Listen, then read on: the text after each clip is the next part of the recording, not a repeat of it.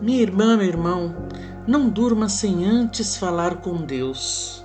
Em João 14, 27, Deus nos diz: Deixo com vocês a paz. A minha paz dou a vocês. Não a dou como o mundo a dá. Não se perturbe o coração de vocês, nem tenham medo. Não devemos ter medo, meus irmãos, minhas irmãs. Vamos deixar de lado nossos problemas, nossos receios. Vamos entregar para Deus. Ele tem o controle de tudo.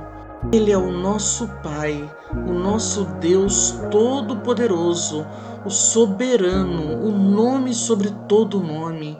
Entregue seus problemas para Ele, meus irmãos. Entregue seus problemas para Ele.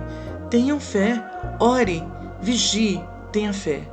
Ore, vigie, tenha fé. Amém? Amém. Deus os abençoe. Comente amém se você recebe esta paz.